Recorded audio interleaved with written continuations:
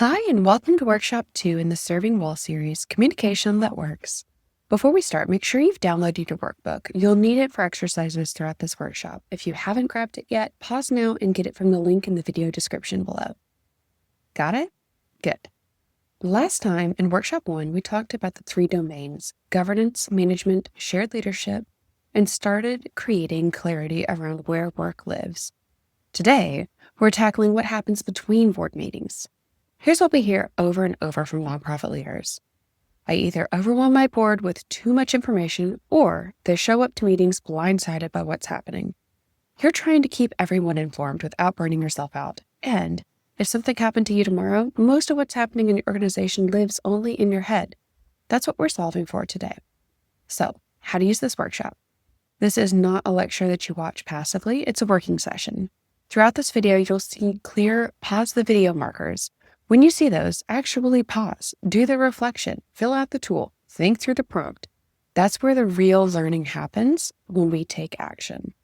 You'll get the most out of this if you engage actively, just like you would in a live workshop. All right? Ready? Let's go. First, I want you to write down and take a moment and think about, how do you currently communicate with your board between meetings? And who does that communicating? Is it you? Is it your board chair? Is it someone else on your staff? Let's name something important up front. We've heard from many of you that most of us have inherited our boards. You didn't get to handpick a dream team. Some board members were recruited to meet legal requirements. Some came on as friends of the founder. Some joined because they were passionate advocates, and that passion is real and valuable. But it doesn't automatically translate into knowing how to engage between meetings. Everyone at your board cares, or they wouldn't be there. But caring and knowing how to engage strategically are two very different things. And that's not your fault, but it's not theirs either. Remember how we talked about in our first workshop that 82% of managers enter leadership with no formal training, and 50% of nonprofit board members don't feel fully equipped to do their role? This is a nationwide pattern, not a personal failure, and it's not just on you or on them. But that's what we're doing today. The tension that we're working within is that board communication between meetings is either non-existent, overwhelming, or unclear. You may send everything and they read nothing, or you send nothing and they're blindsided at meetings, or you send things and they don't know if they need to give their input or if you're just keeping them informed. And underneath of all of this, if the context about what's happening mostly lives in your head and gets shared verbally at meetings, that creates organizational weak spots. What happens if you're out sick for 2 weeks? What happens if you transition to a new role? Clear communication rhythms reduce today's burden and help build an organization that can function even when one person is out. I want you to pause and think about, what is one word that describes your current board communication between meetings? Write it down. Be honest. Is it inconsistent, overwhelming, non-existent, reactive, chaotic, hit or miss? There's no wrong answer. This is just naming your current reality so you know what you're working to change. And when you're ready, press play and continue. All right, welcome back. Today, we're building a system, a communication rhythm plan that makes it clear what gets communicated when, in what format, and for what purpose. Templates that reduce your prep time and show your board how to participate. A structure that works whether you meet monthly or quarterly, whether you have 5 board members or 15. Before we get into the how-to, I want to name something clearly. Board development happens through everyday communication. Every time that you communicate with your board, you show them what participation looks like here with you at your organization. If every message is vague, urgent, or overloaded, people learn to stay passive, confused, or reactive. If communication is clear about what kind of response is needed, when it's needed, and why it matters, board members know how to contribute well. Communication is one of the main ways boards are formed, and that's why we're building it today. Communication rhythms that shape how your board learns to work. Now for a book recommendation. There's this book called Super Communicators by Charles Duhigg that gives us a very useful insight. Miscommunication happens when people think they're in 2 different conversations. One person thinks they're having a practical conversation about decisions, and the other person thinks they're having an emotional conversation about feelings, and nobody realizes that they're not in the same conversation. For board communication, we're going to translate that insight into 3 practical communication modes that you can actually use between meetings. These aren't exact equivalents to Duhigg's categories. They're our own framework designed specifically for how nonprofit leaders communicate with boards. But the core insight is the same. When you and your board are in different conversations, everyone gets frustrated. Here are the 3 types of communication you need with your board between meetings. The first, decision communication. What it is, you need board input, approval, or a vote on something specific. Important note here, decision communication does not always mean the decision happens by email. Sometimes it means preparing the board clearly in advance so the vote at the meeting is informed, timely, and not rushed.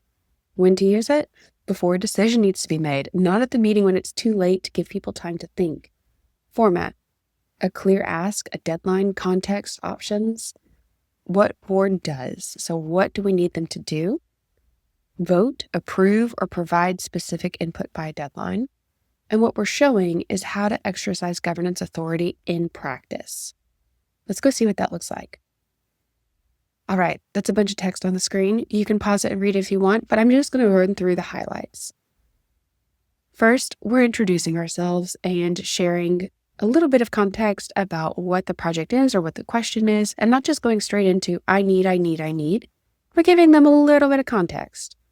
So what this can look like, we have when a decision is needed by, what the question is, general context that we've got a venue change that requires additional $500. We've got options for them, approving an increase in the event proceeds, or keep the budget and find a lower cost venue. And then what I think is very important is that you are providing a recommendation. Your board and your nonprofit have hired you to come in and be able to use your big picture strategic thinking brain to provide powerful recommendations for their organization. You're supposed to be holding in mind what your purpose is and your values and your organizational needs and the people that you're impacting in your community. By providing a recommendation, you're setting the tone that shows them that you know a good next step, and this is what you would suggest, and also that you're open to their insights. You're giving them the opportunity to respond, explaining how to respond and by specific deadline, and then a reminder of what your bylaws are and how they're set up. We're very clearly showing that the deadline is in the subject line and in the first line. There's a question, and it's one sentence, options laid out. You've shared your recommendation. The board knows exactly how to respond, and there's a note about bylaws authority. One thing that I want you to notice is that this shows the board that this is what governance authority looks like. Here's when we need you to decide. Here's the information you need. Here's how to proceed and respond. This gives the board practice in their role. Next up is awareness communication. Here's where we're helping the board stay informed about what's happening. It's FYI only, no action really needed. You're going to use it whenever you're giving regular updates so the board isn't blindsided, but you're not asking for anything. It's a brief update organized into wins, challenges, and upcoming events. What the board needs to do is read it, stay informed, and feel connected to the work. And what you're showing here is how to stay connected without being passive or overwhelmed with a lot of information. Again, a lot of information here, but I wanted you to have a good example of here's what this can look like. I typically like to have the subject of just March update, whatever the month is, what's happening, and then an introduction to why this work matters, just re-anchoring them in the space of this is what our purpose is and we're doing good work.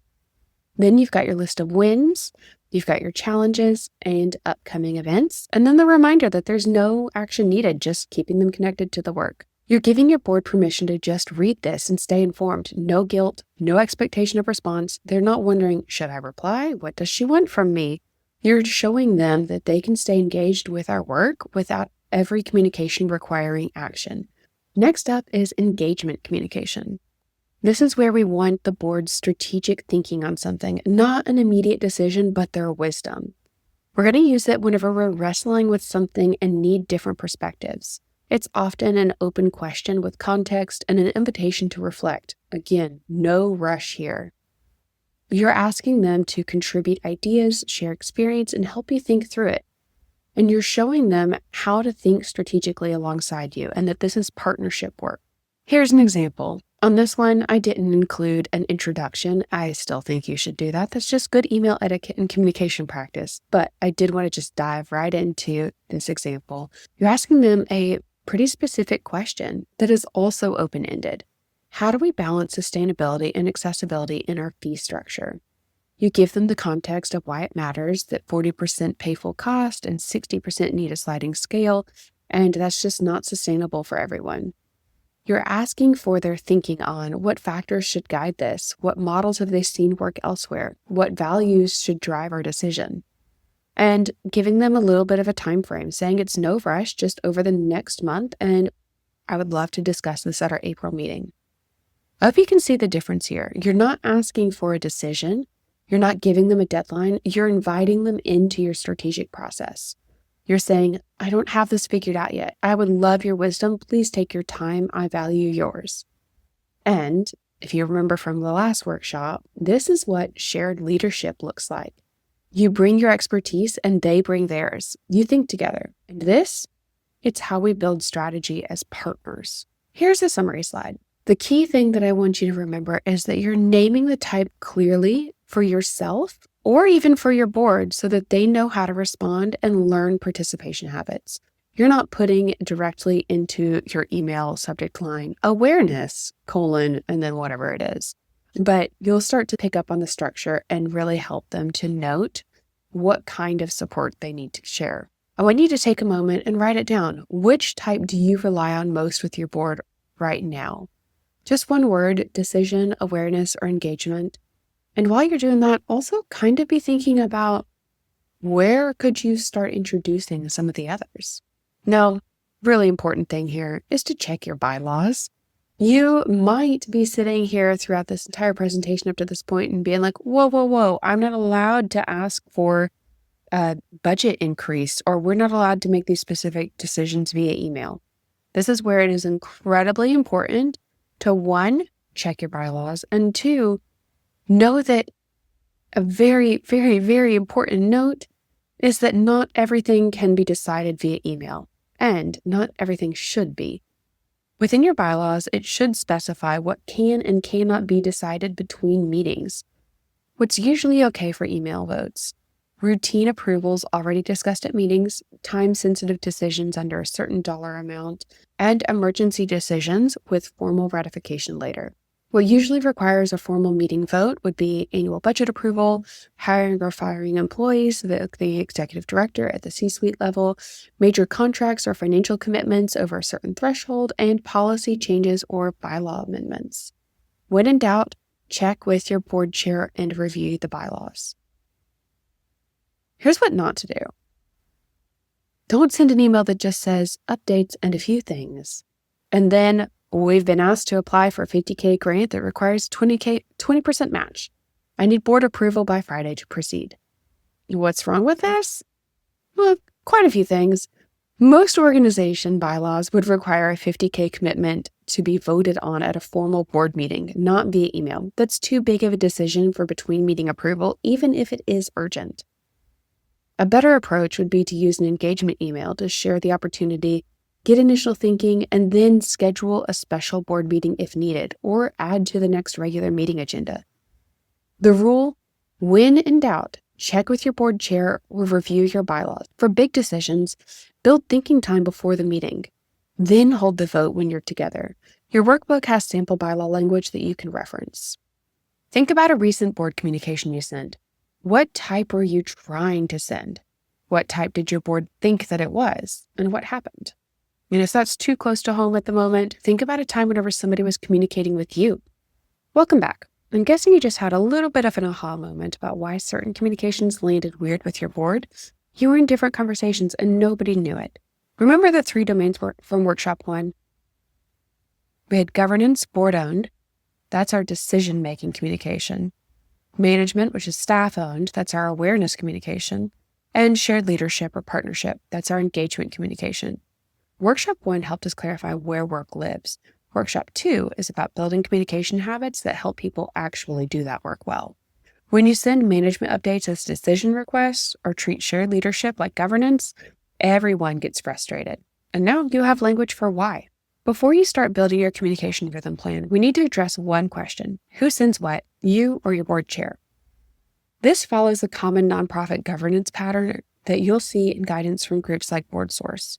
The general principle is that the ED owns communication about management, operations, programs, day-to-day decisions.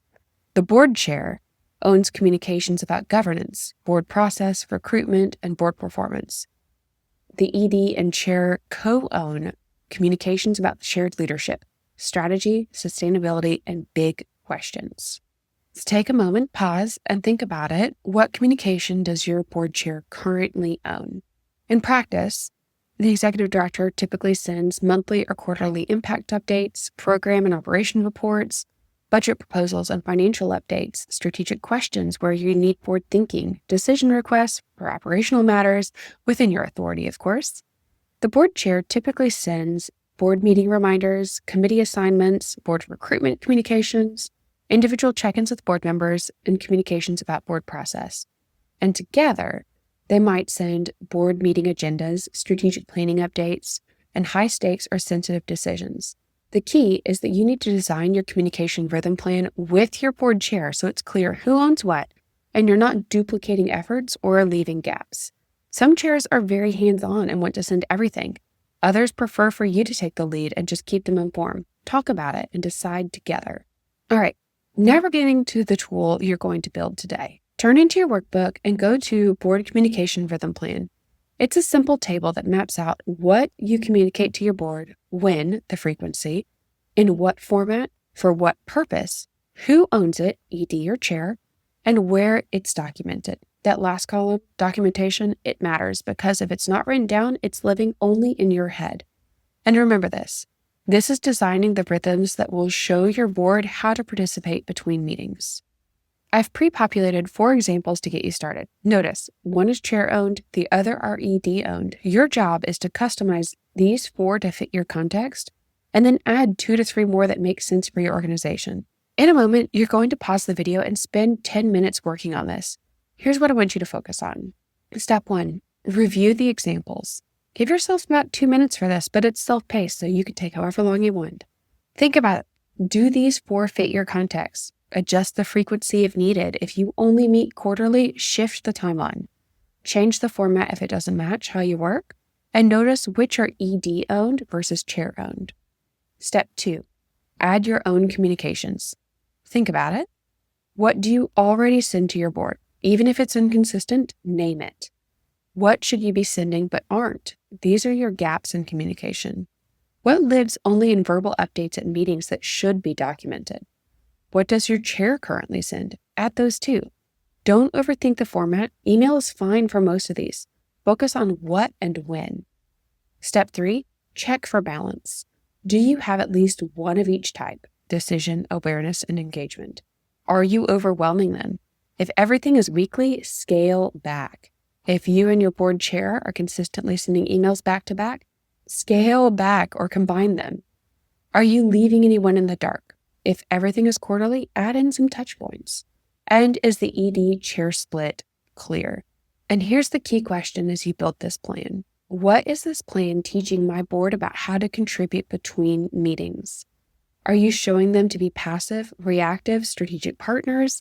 Your rhythm creates the culture. You've got about 10 minutes. Again, take as long as you need because you can unpause and come back whenever you want.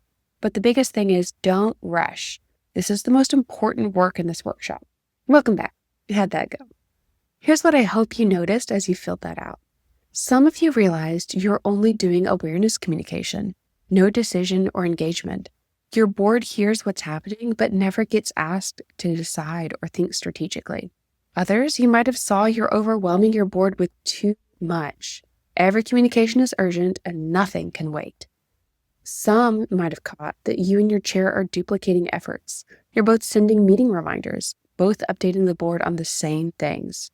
And maybe you realized what your current rhythm is actually teaching your board is to be passive, reactive, confused, or it might be teaching them to be clear and engaged. This is the value of making it visible. You can't fix what you can't see. You can't shape board culture if you don't know what you're currently reinforcing. Now, to make this even easier, you've got 3 email templates ready to use in your workbook.